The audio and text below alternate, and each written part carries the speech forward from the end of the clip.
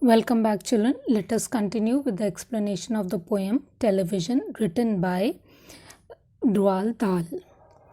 So, we are talking about the television. He says it clogs and clutters up the mind. It makes a child so dull and blind he can no longer understand a fantasy, a fairy land. His brain becomes as soft as cheese, his powers of thinking rust and freeze. He cannot think, he only sees. So, television makes a child dumb. His or her intelligence, it rots away. The child becomes unimaginative. The junk on the television, it blocks and crowds up, or it messes with the child's mind. The child becomes so dumb and blind to active thinking and exercising the imagination that he loses the ability to understand the beauty and sensibility of a fairyland. A child who watches television all day long loses his mental faculties. The poet uses the simile by comparing the brain to the cheese. He says that his brain becomes as soft as cheese. So he's comparing the brain with the cheese to explain how soft, that means how pliant and useless the brain becomes. His powers of thinking, they get rust and freeze, means they get spoiled and they stagnate. There is no development, only degradation. The child is no longer able to use his brain actively and think. He only sees passively. That is why he only sees. Then he continues to say, all right, you'll cry, all right, you'll say. But if we take the set away, what shall we do to entertain our darling children? Please explain. We will answer this by asking you, what use the darling ones to do? How used they keep themselves contented before this monster was invented? Have you forgotten? Don't you know? We'll say it very loud and slow. So he goes on to say that so after hearing what the television is doing to their children, the parents will grudgingly agree. They will say, all right, we agree with what you are saying, but if we take away the television set, then how will our darling children entertain themselves? How will they stay occupied? How will they use their time? Please explain to us. We will answer this by asking you another question. In return, that what did your darling children do before? How did they stay happy and contented before this monster, that is the television, was invented? They will ask the parents if they really don't know it, if they have really forgotten. Then they will tell the parents the answer loudly and slowly, so that they understand it very well this time. Then he continues to say, he gives the answer very loudly and very slowly. He says, they used to read. They would read and read and read and read and then proceed to read some more. Great Scott, gadzooks! One half their lives was reading books.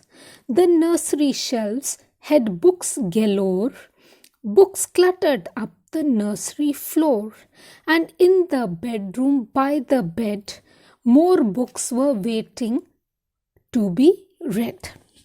So he says that earlier children used to read books. They loved reading because it was their hobby and they never got tired of it. They read and read continuously. Great Scott and gadzooks, these are exclamations of surprise and the wonderful capacity reading and learning books that children used to have. The shelves in the nursery floor, in the nursery room, had plenty of books stacked in them. There were so many books that the children loved reading, and many of them even lying about on the floor, not only in the nursery, but even in the bedroom next to the bed, there were books lying about.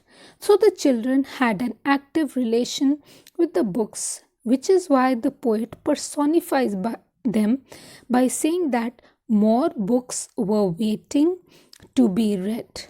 The poet uses the exclamation marks to marvel at the sheer love of books that children used to have. So, here everywhere, after Gadzooks, books galore floor, than waiting to be read, he has used exclamation marks. And then he continues to say, such wondrous, fine, fantastic tales of dragons, gypsies, queens, and whales, and treasure isles and distant shores, where smugglers rowed with muffled oars, and pirates wearing purple pants, and sailing ships and elephants. So, the poet says that children used to read well crafted, fantastic stories that created wonder. Their stories were about dragons, gypsies, queens, whales, islands that had hidden treasure shores in faraway lands that smugglers sneaked off to by rowing quietly.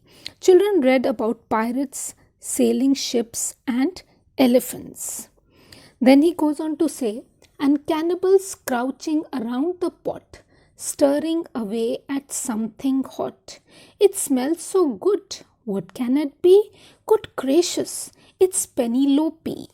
So here it's mentioned by the author that children read stories about cannibals. Now, cannibals are those people who eat the human flesh. So they read stories about these cannibals gathered around a cooking pot, focusing eagerly on stirring the dish which they were cooking. The poet then adopts a humorous note by saying that since the dish smells so good, they were probably cooking Penelope, since they were cannibals. Now, here Penelope refers to the beautiful wife of the Greek hero Odysseus. So, all these stories took the children to a world that they had not imagined before, where they could experience extraordinary adventures and also enrich their imagination. Then he continues. The younger ones had Beatrix Potter with Mr. Todd the dirty rotter, and Squirrel Nutking, Pigling Bland, and Mrs. Tiggy Winkle. So he goes on to say that the younger children could read other stories written by Beatrix Potter. He was another British writer, and they read about Mr. Todd, who was a bad guy, then Squirrel Nutking, and Pigling Bland and Tiggy Winkle. Even the names of these characters inspire us to think. For example, the Squirrel Nutking loved nuts so much that he spent all his day gathering them. Now, Pigling Bland was a dull boy, a very dull, boring young pig. Mrs. Piggy Winkle was an affectionate old lady. The poet ends the last line here with a dash, Tiggy Winkle and dash, and in the end to show that the world of books is never ending. That is why he has used a dash towards the end. Then let's continue. Just how the camel got his hump and how the monkey lost his rump. Goes on to say, and Mr. Toad, and bless my soul, there's Mr. Rat and Mr. Mole. Oh, books, what books they used to know, those children living long ago. So he goes on to say that children used to read these unusual, funny tales that tickle your imagination and also make you laugh, such as how the camel got his hump and how the monkey lost his backside. They read about other animal characters like Mr. Toad, then Mr. a rat, then Mr. Mole. So there was no shortage of lovable and lively characters for these children, and they got these through books, which is why the poet says, oh books, what books they were. So books they used to know, and the children loved reading these books. Here the poet becomes wistful, remembering the good old times, and also reminds the parents in a very subtle manner that when they were children they read these books. So was it really all that long ago? That is an indirect implied question and a hyperbole. So he goes on to say, so please, oh please, we beg, we pray, go throw your TV set away, and in its place you can install a lovely bookshelf on the wall. So he says that he emphatically requests the parents to get rid of their television set completely and in its place install a lovely bookshelf on the wall. Then let's continue further. Then fill the shelves with lots of books, ignoring all the dirty looks, the screams and yells, the bites and kicks, and children hitting you with sticks. So he goes on to say, the next step will be to fill up the shelves with lots of books. That is, after getting rid of the television set, fill up the shelves with lots and lots of books. Children will protest forcefully against this, but the poet advises the parents to ignore all the dirty looks that the children give you, the screaming and the yelling and the bites and the kicks and even the children hitting you. The poet again skillfully uses the hyperbole here to convince parents to do what is good for their children, even if they face opposition from them. Then he says, fear not, because we promise you that in about a week or two of having nothing else to do, they will now begin to feel the need of having something to read. So he says that fear not. With these lines, the poet switches over from his loud, convincing argument to reassuring the parents. He tells the parents not to be afraid of their children's tantrums. These will last for a short time.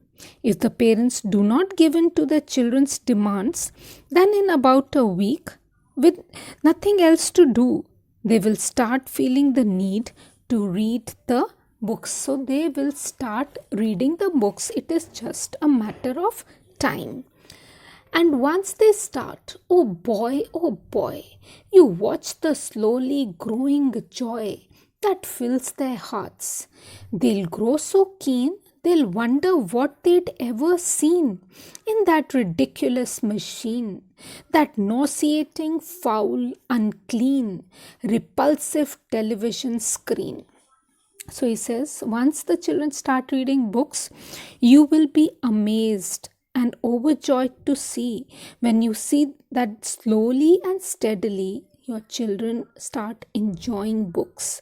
They will love reading books so much that now they will wonder why they had been addicted to the television. They will understand how ridiculous, disgusting, foul, filthy and repulsive the television actually is. The poet uses very strong words here to underscore how harmful TV is for the children. And later, each and every kid will love you more for what you did. Though he goes on to say that sometime later, every kid will love their parents even more because they will realize that their parents did the best for them.